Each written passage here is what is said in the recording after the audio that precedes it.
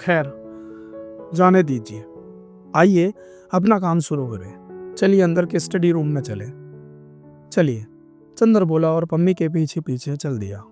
मकान बहुत बड़ा था और पुराने अंग्रेजों के ढंग पर सजा हुआ था। बाहर से जितना पुराना और गंदा नजर आता था, अंदर से उतना ही आलीशान और सुथरा। ईस्ट इंडिया कंपनी के जमाने की छाप भी थी। यहाँ तक कि बिजली लगने के बावजूद अंदर पुराने बड़े बड़े हाथ से खींचे जाने वाले पंखे लगे थे। 2 कमरों को पार करके वे लोग स्टडी रूम में पहुंचे। बड़ा सा कमरा जिसमें चारों तरफ अलमारियों में किताबें सजी हुई थी। 4 कोने में 4 मेजें लगी हुई थी, जिसमें कुछ बस्ट और कुछ तस्वीरें स्टैंड के सहारे लगी हुई थी। एक अलमारी में नीचे खाने में टाइपराइटर रखा था। मम्मी ने बिजली जला दी और टाइपराइटर खोलकर साफ करने लगी। चंदर घूम कर किताबें देखने लगा। एक कोने में कुछ मराठी की किताबें रखी थी। उसे बड़ा ताज्जुब हुआ। उसने पूछा, अच्छा पम्मी, ओह माफ कीजिएगा, मिस डिक्रूज? नहीं नहीं, आप मुझे पम्मी पुकार सकते हैं। मुझे यही नाम अच्छा लगता है।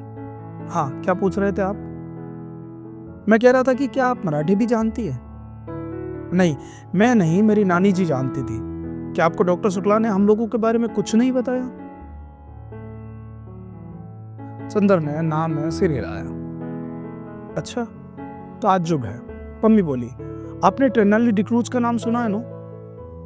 हाँ हाँ, डिक्रूज जिन्होंने कौशाम्बी की खुदाई करवाई थी, वो तो बहुत बड़े पुरातत्ववेत्ता थे। कपूर ने पूछा। हाँ वही, वो मेरे सगे नाना थे और वह अंग्रेज नहीं थे, मराठा थे। और उन्होंने मेरी नानी से शादी की थी, जो एक कश्मीरी ईसाई महिला थी। उसके कारण भारत में उन्हें ईसाइयत अपनानी पड़ी। ये मेरे नाना का ही मकान है और अब हम लोगों को मिल गया है। डॉक्टर शुक्ला के दोस्त मिस्टर श्रीवास्तव बैरिस्टर है ना, वे हमारे खानदान के अटर्नी थे। उन्होंने और डॉक्टर शुक्ला ने ही यह जायदाद हमें दिलवाई। लीजिए, मशीन तो ठीक हो गई है। उसने टाइपराइटर में कार्बन और कागज लगाकर कहा, लाइए निबंध दीजिए। उसके बाद घंटे भर तक टाइपराइटर रुका नहीं। कपूर ने देखा कि ये लड़की जो व्यवहार में इतनी सरल और स्पष्ट है, फैशन में इतनी नाजुक और शौकीन है, काम करने में उतनी ही मेहनती और तेज भी है। उसकी अंगुलियां मशीन की तरह चल रही थी और तेज इतनी कि 1 घंटे में उसने लगभग आधी पांडुलिपि टाइप कर डाली थी। ठीक 1 घंटे के बाद उसने टाइपराइटर बंद किया। बगल में बैठे हुए कपूर की ओर झुककर कहा, अब थोड़ी देर आराम।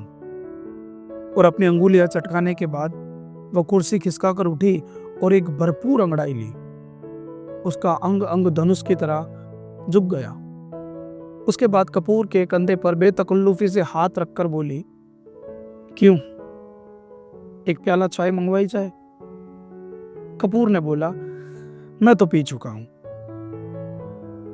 तो पम्मी ने कहा, लेकिन मुझसे तो काम होने से रहा अब, बिना चाय के।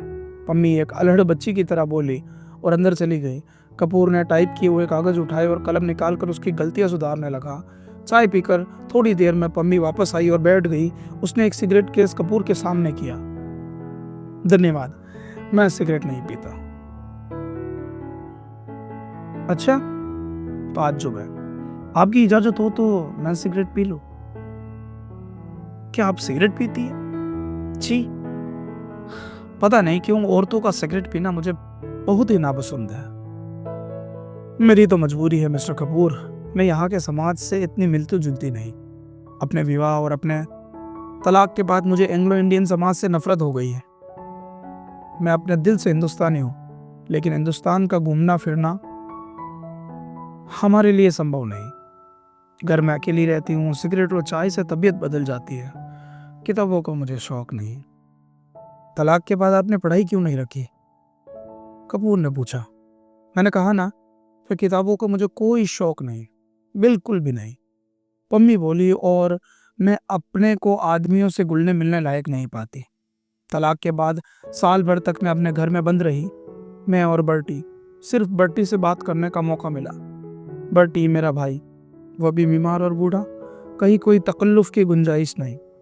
अपने हर एक से बेतकल्लुफी से बात करती हूँ तो लोग मुझ पर हंसते हैं। कुछ लोग मुझे सभ्य समाज के लायक नहीं समझते, कुछ लोग उसका गलत मतलब निकालते हैं। इसीलिए मैंने अपने को अपने बंगले में ही कैद कर लिया। अब आप ही हैं। आज पहली बार मैंने देखा आपको। मैं समझी ही नहीं कि आपसे कितना दुराव रखना चाहिए। अगर आप भले मानस ना हो तो आप इसका गलत मतलब निकाल सकते हैं। अगर यही बात है तो संभव है कि भले मानस बनने के बजाय गलत मतलब निकालना ज्यादा पसंद करूंगा। तो संभव है मैं मजबूर होकर आपसे भी ना मिलूं। पम्मी ने गंभीरता से बोली। नहीं नहीं मिस डिक्रूज, नहीं आप पम्मी कहिए, डिक्रूज नहीं, पम्मी। सही है, आप गलत ना समझे, मैं मजाक कर रहा था, कपूर बोला। उसने थोड़ी देर में समझ लिया था कि ये साधारण ईसाई छोकरी नहीं है। इतने में बर्टी लड़खड़ाता हुआ हाथ में धूल सना खुरपा लिए आया और चुपचाप खड़ा हो गया और अपनी धुंधली पीली आंखों में एकटक कपूर को देखने लगा। कपूर ने एक कुर्सी खिसका दी और कहा, आइए। पम्मी उठी और बर्टी के कंधे पर एक हाथ रखकर उसे सहारा देकर कुर्सी पर बिठा दिया। बर्टी बैठ गया और आंखें बंद कर दी। उसका बीमार कमजोर व्यक्तित्व जाना कैसा लगता था कि पम्मी और कपूर दोनों चुप हो गए। थोड़ी देर बाद बर्टी ने आंखें खोली और बहुत करुण स्वर में बोला, पम्मी तुम नाराज हो? मैंने जानबूझकर तुम्हारे मित्र का अपमान नहीं किया था। अरे नहीं, पम्मी ने उठकर बर्टी का माथा सहलाते हुए कहा, मैं तो भूल गई और कपूर भी भूल गए। अच्छा, धन्यवाद। पम्मी अपना हाथ इधर लाओ। और वो पम्मी के हाथ पर सिर रखकर पड़ गया और बोला, मैं कितना अभागा हूँ, कितना अभागा। अच्छा पम्मी, कल रात को तुमने सुना था वो आई थी और पूछ रही थी, बल्टी तुम्हारी तबीयत अब ठीक है? मैंने झट से अपनी आंखें बंद कर ली, कहीं आंखों का पीलापन ना देख ले। मैंने कहा तबीयत अब ठीक है, मैं अच्छा हूँ। तो उठी और जाने लगी। मैंने पूछा कहाँ चली? तो बोली साजिद के साथ जरा क्लब जा रही हूँ। तुमने सुना था पम्मी? कपूर स्तब्ध था, उन दोनों की ओर देख रहा था। पम्मी ने कपूर को आंखों का इशारा करते हुए कहा, हाँ हाँ, हमसे मिली थी वह, लेकिन बर्टी वह सार्जेंट के साथ नहीं गई थी। हाँ, तब? बर्टी की आंखें चमक उठी और उसने उल्लास भरे स्वर से पूछा। वो बोली, बर्टी के गुलाब सार्जेंट से ज्यादा प्यारे हैं। अच्छा? मुस्कुराहट से बर्टी का चेहरा खिल गया। उसकी पीली पीली आंखें और धंस गई और दांत बाहर झलकने लगे। तो क्या कहा? तो फिर क्या कहा उसने? फिर तो कहो। उसने कहा, ये गुलाब सार्जेंट से ज्यादा प्यारा है। फिर इन्हीं गुलाब पर नाचती रही और सुबह होते ही इन्हीं गुलाब में छिप गई। तुम्हें सुबह किसी फूल में तो नहीं मिली? तुम्हें तो किसी फूल में नहीं मिली? बर्टी ने बच्चों के से भोले विश्वास के स्वरों में कपूर से पूछा। चंदर चौंक उठा। पम्मी और बर्टी की इन बातों पर उसका मन बेहद भर गया। वो बर्टी की मुस्कुराहट पर उसकी नसें थरथरा उठी थी। नहीं, मैंने तो नहीं देखा था, चंदर ने कहा। बर्टी ने फिर मायूसी से सिर झुका लिया और आंखें बंद कर ली और कराती हुई आवाज से बोला, जिस फूल में वो छिप गई थी उसी को किसी ने चुरा लिया होगा। फिर सहसा वो तन कर खड़ा हो गया और पुचकारते हुए बोला, जाने कौन ये फूल चुराता है। अगर मुझे एक बार मिल जाए तो मैं उसका खून ऐसे ही पी लूं। उसने हाथ की अंगुली काटते हुए कहा और उठकर लड़खड़ाता हुआ चला गया। वातावरण में इतना भारी हो गया था कि फिर पम्मी और कपूर ने कोई बात नहीं की। पम्मी ने चुपचाप टाइप करना शुरू किया और कपूर चुपचाप बर्टी की वो बातें सोचता रहा। घंटा भर बाद टाइपराइटर खामोश हुआ तो कपूर ने कहा, पम्मी, मैंने जितने लोग देखे हैं उनमें शायद बर्टी सबसे विचित्र और शायद सबसे दयनीय है। पम्मी खामोश रही, फिर उसी लापरवाही से अंगड़ाई लेते हुए बोली, मुझे बर्टी की बातों पर जरा भी दया नहीं आती। मैं उसको दिलासा देती हूँ क्योंकि वो मेरा भाई है और बच्चे की तरह नासमझ और लाचार है। कपूर चौंक गया। वो पम्मी की ओर आश्चर्य से चुपचाप देखता रहा, कुछ बोला नहीं। तुम्हें ताज्जुब क्यों होता है? पम्मी ने कुछ मुस्कुराकर कहा, लेकिन मैं सच कहती हूँ, मुझे जरा तरस नहीं आता इस पागलपन पर। तुम जानते हो उसके फूल कौन चुराता है? मैं उसके फूल तोड़कर फेंक देती हूँ। मुझे शादी से नफरत है, शादी के बाद होने वाली आपसी धोखेबाजी से नफरत है, और उस धोखेबाजी के बाद उस झूठ मूठ की यादगार और बेईमानी के पागलपन से नफरत है। और ये गुलाब के फूल, ये क्यों मूल्यवान है? इसलिए ना कि उसके साथ बर्टी की जिंदगी की इतनी बड़ी ट्रेजेडी गुथी हुई है। अगर एक फूल के खूबसूरत होने के लिए आदमी की जिंदगी में इतनी बड़ी ट्रेजेडी आना जरूरी है, तो लानत है उस फूल की खूबसूरती पर। मैं उससे नफरत करती हूँ, इसीलिए मैं किताबों से नफरत करती हूँ। एक कहानी लिखने के लिए इतनी कहानियों की ट्रेजेडी बर्दाश्त करनी होती है। पम्मी चुप हो गई, उसका चेहरा सुर्ख हो गया। थोड़ी देर बाद उसका तेज उतर गया और वो अपने आवेश व खुद शर्मा उठी। उठकर वह कपूर के पास गई और उसके कंधों पर हाथ रखकर बोली, बर्टी से मत कहना। कपूर ने सिर हिलाकर स्वीकृति दी और कागज समेट कर खड़ा हुआ। पम्मी ने उसके कंधों पर हाथ रखकर उसे अपनी ओर घुमाकर कहा, देखो, पिछले 4 साल से मैं अकेली थी और किसी दोस्त का इंतजार कर रही थी। तुम आए और दोस्त बन गए, तो अब अक्सर आना। अच्छा, कपूर ने गंभीरता से कहा। डॉक्टर शुक्ला से मेरा अभिवादन कहना, कभी यहाँ जरूर आए। आप कभी चलिए, वहाँ उनकी लड़की है, तो आप उनसे मिलकर खुश होंगे।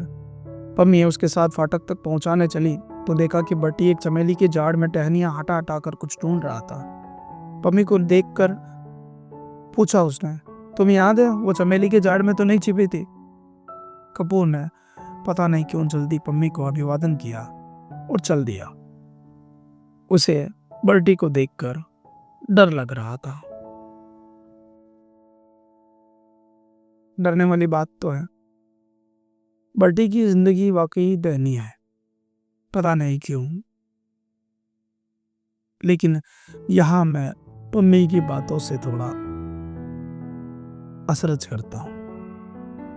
उसका फूल तोड़ना मुझे नहीं अच्छा लगा। क्या आप भी ऐसा ही सोचते हैं? बताइए कमेंट करके।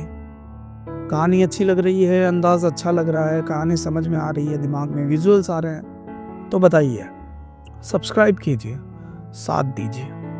कहानी अभी बहुत बाकी है, साथ साथ चलेंगे तो एक बहुत प्यारी कहानी हमें कंठस्थ हो जाएगी, जिस कहानी की सब तारीफ करते हैं। और जब भी चंदर और सुधा और पम्मी और बर्टी का जिक्र आएगा, हम उठकर कहेंगे कि हाँ, ये कहानी हमें पता है, हमने इस कहानी को जिया है। तो ऐसे ही जीते रहेंगे हम कहानी को। हमारे इस सफर पर गुनाहों का देवता धर्मवीर भारती के द्वारा लिखी गई ये कहानी, ये उपन्यास। जुड़े रहिएगा, मुस्कुराते रहिएगा। हम मिलते हैं अगले पार्ट में। तब तक के लिए गुड नाइट।